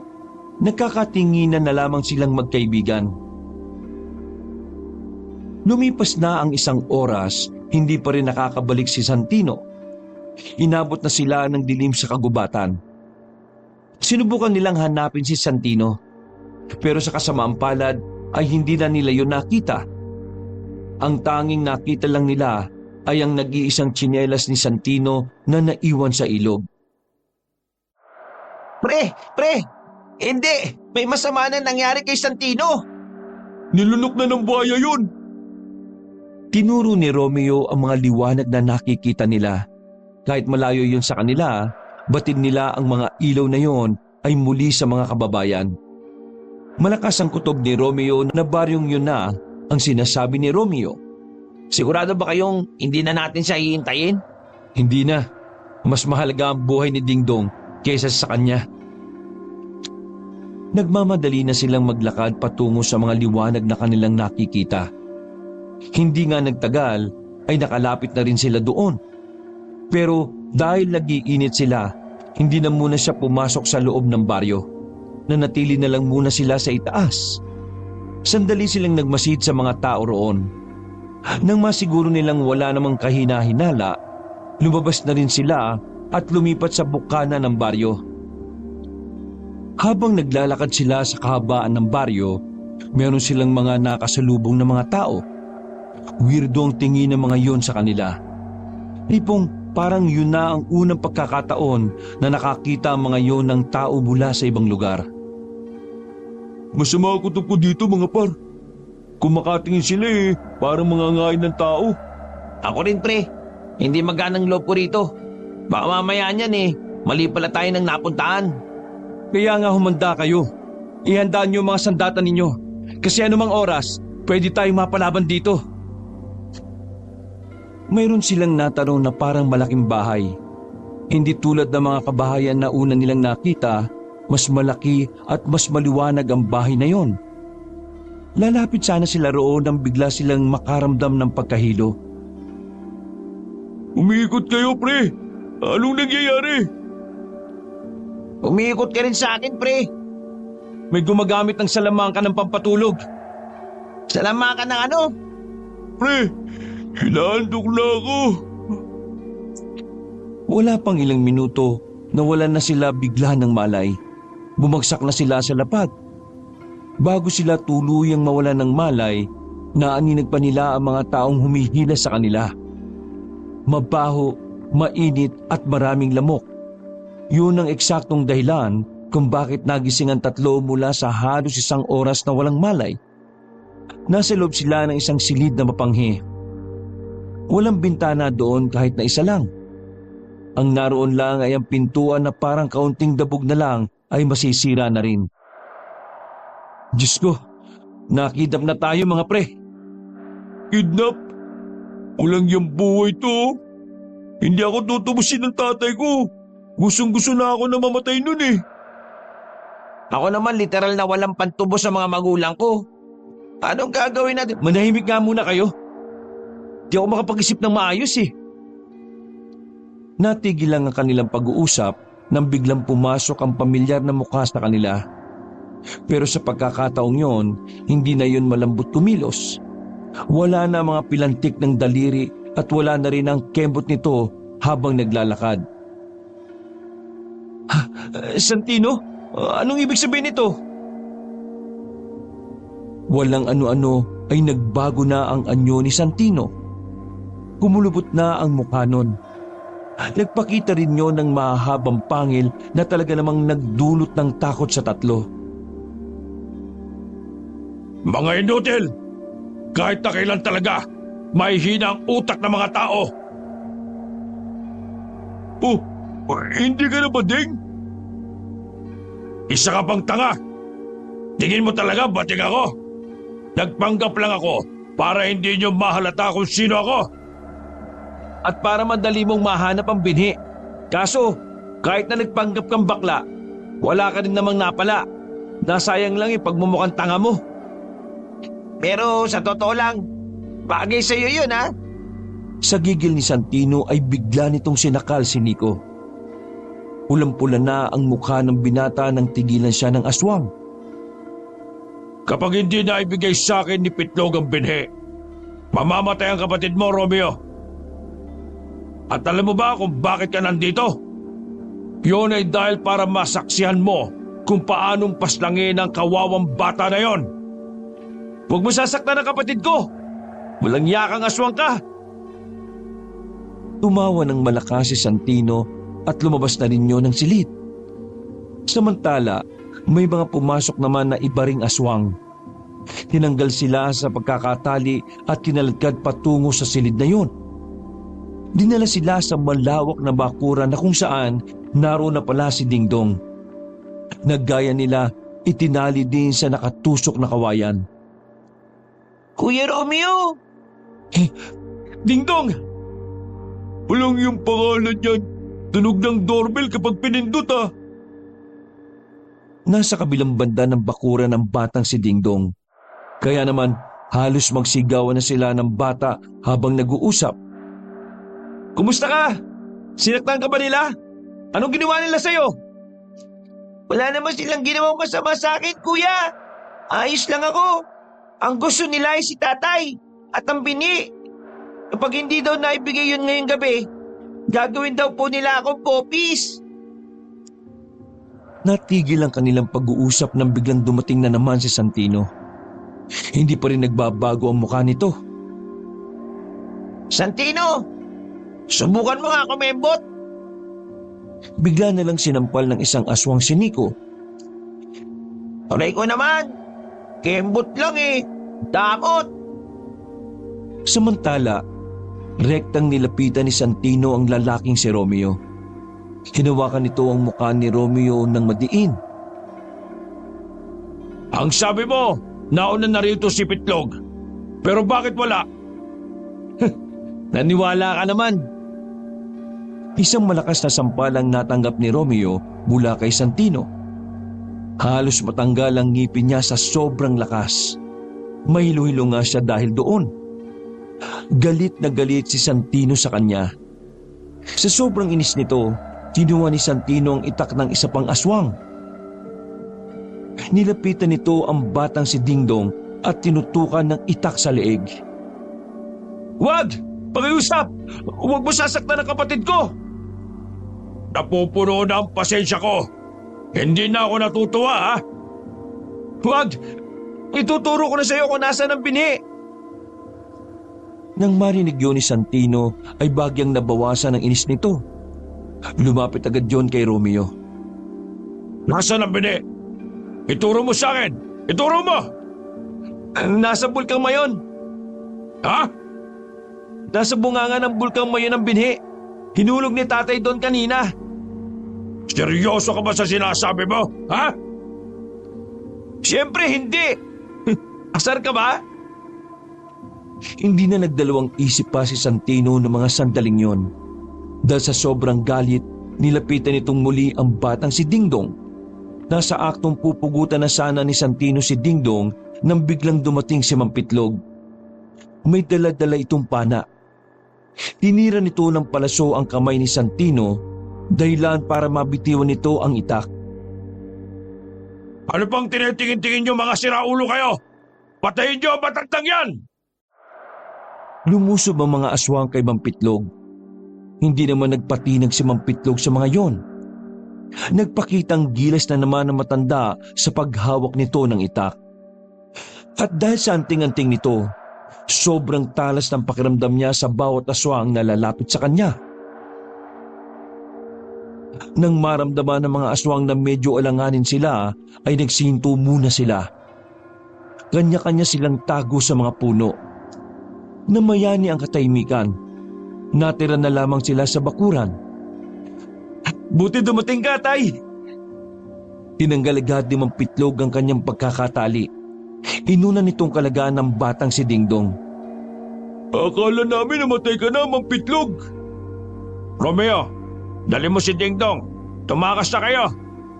Pero paano ka, tay? Ayos lang ako. Kayang-kaya ko silang lahat. Ang mahalaga sa akin, may takas mo si Dingdong.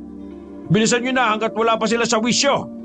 Ilalayo ko mga aswang dito saka kayo umalis. Pero tay, hindi ko kayang iwan kayo. Natatakot ako na baka may masamang mangyari sa inyo. Magtiwala po kayo sa amin. Tutulungan po namin kayo na kalabanin ng mga aswang. Ay naku naman, ang titigas talaga ng mga ulo ni... Ha? Ilang sandali lang ay muling bumalik ang mga aswang. Tila ba nakabuelo na ang mga yon. Kita nilang nasa itaas ng bubong si Santino. Bitlog! Hindi na kayo makakalis dito. Yang mga kasama mo, lalo na yung dalawang anak mo, dito na yung mamamatay. Kaming dalawa ni Nico. Pamilya ka ba nila? Ha? Pamilya ka? Ang epal nyo Manahimik ka nga. Wala naman kayong silbi. Ang sakit mo naman magsalita. Pero mas masakit kapag hindi mo makukuha yung bini kahit na kailan. Kung hindi ko man makukuha ang binhi, mas maigi nang mamatay kayong lahat dito. Mga kasama, lusob! Nagbabaan na ang mga aswang at parang mga gagambang gumapang patungo kina Romeo.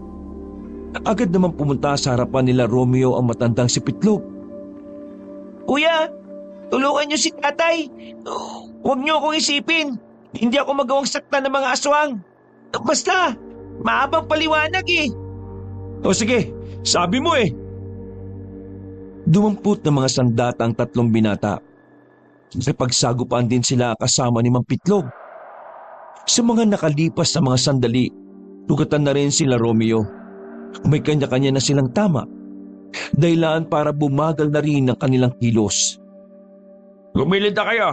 Ako nang bahala rito. Sige na.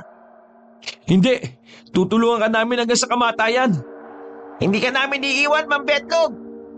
Sabing Pitlog ang pangalan ko, visit ka talaga. Muli silang bumalik sa pakikipaglaban. Sa mga nakalipas na minuto ay marami-rami na rin silang napatumbang aswang. Hanggang sa dumating na ang pagkakataon na tanging si Santino na lamang ang natitirang matatag. Santino, kita mo naman ang nangyari sa mga kasama mo. Wala ka nang magagawa ngayon. Sumuko ka na lang. Ano ka, pulis? Susuko ako sa'yo? Hindi ako papayag na manalo ka ngayon. Ihahatid kita sa impyerno. Lumundag si Santino palapit sa kanila. Maras itong umatake. Pero sa halip na si Mang Pitlog ang punteriyahin nito, si Nico ang binira nito. Nagawa nitong kalmutin ang binata sa tagiliran. Buti na lang ay hindi ganon kalalim ang tinamo nito. Pero sapat pa rin yon para tuluyang mapaupo na lamang si Nico sa lupa. Nico, ayos ka lang ba? Para rin akong sinapak, pre. Tapos, tatanungin mo ako kung ayos lang ba ako? Bornok, gumilid na kayo. Isama niyo si Dingdong. Kami na ni tatay ang bahala rito. Binalikan nila ulit ng tingin si Santino. Nagtaka sila dahil bigla na lang nawala ang aswang na yon. Ilang sandali lang, nagulat na lang si Mang Pitlog nang may bumaon na palaso sa hita nito. Tay! Huwag mo kong intindihin. Ayos lang ako. Hindi na naituloy ni Mang Pitlog ang kanyang sasabihin nang biglang nasa gilid na pala niya si Santino. Sinubukan ni Romeo na tamaan niyo ng taga. Pero sa kasamaang palad ay mabilis lang itong nakailag. Biglang itinarak ni Santino ang matatalas nitong kuko sa balikat ni Mang Pitlog. Pero dahil sa anting-anting na suot nito ay parang wala man lang naramdaman na matanda. Anong akala mo sa akin? Kasing hida mo? Hindi mo ako matatalo ng ganito lang. Lumingon si Mang Pitlog sa gilid nang maramdaman na doon manggagaling ang aswang na si Santino. Pagkagupit niya ng hawak na itak, tinamaan agad yun sa leeg. Hindi pa nakontento si Mang Pitlog. Hinila niya ang leeg ng aswang na yon gamit ang dulo ng itak nito na may kalawit. Gumulong pa ang ulo ni Santino. Tinakpan naman nila Nico at Bonok ang mga mata ng batang si Dingdong. Napas lang nila ang aswang na si Santino. Pero pagkatapos noon ay nawalan na ng malay si Mang Pitlog. Nagmamadaling pinasahan ni Romeo ang kanyang ama. Tay, gumising ka. Anong nangyari sa'yo? Sandali silang tumigil sa pagtakbo nang maramdamang dumilat na ang matanda. Tay, ayos na po ba kayo, Tay? Romeo, ikaw na ang bahala sa kapatid mo, ha? Ano bang sinasabi niyo dyan, Tay? Yung palaso, may malakas na lason. Hindi na ako aabot sa ospital. Hindi, kakayanin mo yan. May anting-anting ka, di ba? Hindi na rin kaya ng anting-anting ko ito, anak. Hindi na ako magtatagal. Agad na tumulo ang luha ni Romeo. Hindi niya matanggap kahit nanalo sila, mawawala pa sa kanila ang kanilang ama. Tay, iiwan niyo po ako. Akala ko po ba, paglulutuan niyo ako ulit ng paborito kong turon na malamot po yung saging? Bakit kayo nagpapaalam, Tay? Dingdong, anak. May mga bagay talaga sa mundo na kailangan nating tanggapin. Isipin mo na lang na tapos na ang misyon na binigay sa akin ng Diyos. Huwag ka mag-alala, anak. Kahit na wala na ako sa tabi mo, lagi naman kitang babantayan. Pero sabi niyo po, hindi kayo mawawala kahit na kailan eh. Pero bakit niyo po ako iiwan? Nagsinungaling lang po kayo nung sinabi niyo po yun. Sabihin niyo sa akin, Tay, na hindi po kayo mawawala.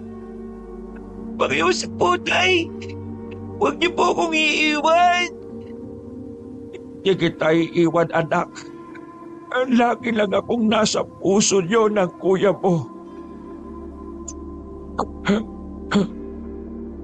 Umubo-ubo ng sunod-sunod ang matandang si Pitlog. Maya-maya pa ay tuluyan na rin itong nalagutan ng hininga. Napalot ng iyakan ng kagubatan. Naging saksi pa ang papasikat na araw sa kanilang pagdadalamhati. Isang linggo matapos mawala si Mang Pitlog ay inilibing na rin ito. Masakit para sa kanila ang nangyari. Pero sa kabilang banda ay sinusubukan pa rin nilang maging masaya. Alam nila na yun din naman ang gustong mangyari ng kanilang ama. Ang pagkapanalo nila sa mga aswang ay isang malaking tagumpay para kay Romeo. Nawala man ang kanyang ama, napigilan naman nila ang masamang balak ng mga aswang. Sa paglipas ng mga buwan na taon, nakapagsimula na rin ng bagong buhay si Romeo kasama ang kapatid at kaibigan. Samantala, nahanap na rin ni Romeo ang binhi na hinahanap-hanap ng mga aswang. Natatawa na lang siya dahil ang binhi na yon ay natagpuan lang niya sa loob ng pendant ng kwintas ni Dingdong. Ang kwintas na binigay ng kanyang ina nung kapapanganak pa lamang ng bata. Wakas. So, mga ka-KB, mga kabangers, sana po ay nagustuhan niyo po ang ating napakagandang kwento ngayong araw na ito. Siyempre, ito para po sa inyo dahil naging 300,000 subscribers na po tayo. So, thank you very much po from the bottom of my heart. At siyempre sa buong Team KB, nagpapasalamat po kami sa inyong walang sawang suporta po. Okay, and siya nga po pala, bago ako magtapos, i-announce ko lang po, in the near future, magkakaroon po tayo ng Team KB Apparel. So magkakaroon po tayo ng mga t-shirt. Ito, yun nga, kaya bigla ko nagpalit nito ng cap na meron pong nakalagay na KB, na meron pong black, meron pong white to. At magkakaroon din po tayo ng, yun nga, yung hoodie. Yan. At magkakaroon din po tayo ng mug na Team KB. And syempre, ang good news po nito, every time po na bibili po tayo ng mga apparels natin, siguro ilalagay po natin to sa Shopee or sa Lazada para mas madali po yung yung ating pag-order, no. Magkakaroon po kayo ng isang raffle coupon kada isang apparel na bibili nyo. Kunwari bumili kayo ng hoodie. So meron po kayong raffle stub noon o raffle entry. Tapos or cap, isang raffle entry po. Yung parang ganun po. At ang tanong, Kabanong, ano ba yung pwede nating mapanalunan dyan? So, ito po ang good news. So, di ba natatandaan nyo, nagpagawa po ako, sa mga hindi nakakaalam, no? Nagpagawa ako ng isa pong, ito, miniature na kabanong. Yan, okay, ayan, nakita nyo po. Ang maganda ho nito, ayan, meron po siyang kabanong po na sweatshirt. Ayan po yung kanyang cap, mug, at meron din po siya ngayon, no? Yung KB na cap po at ito yung kanyang hoodie. Ayan po. So, ito po sa totoo lang po pagka pinagawa po ito, this is worth almost 7 to 8,000 pesos. So ito po yung pwede nyo pong mapanalunan na souvenir, okay, from Kabanong. Ayan po. O di ba? So meron na po kayong apparel ng Team KB, ay meron pa kayong chance na manalo ng worth almost 7 to 8,000 po. Yan na Team KB or Kabanong figure. Alright?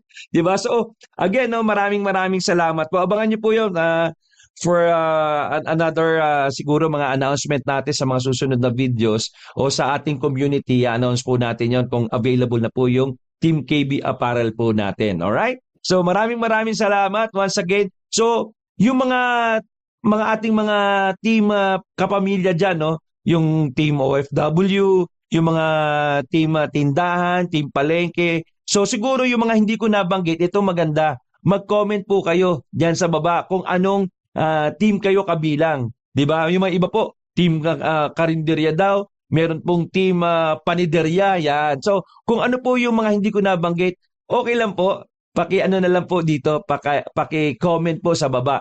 At syempre, huwag niyo pong kakalimutan po, no, na pindutin po yung like button at syempre i-share na rin po natin. Okay, and don't forget to subscribe para tuloy-tuloy po ang pagdami ng mga ka-bangers natin, mga ka-Team KB. Sabi nga, yung iba nga daw, yung mga Team Yanggao, yung mga Nayanggaw po natin. So once again, maraming salamat po sa inyong lahat. Ito po ang inyong Kabanong nagsasabing thank you very much and God bless you all.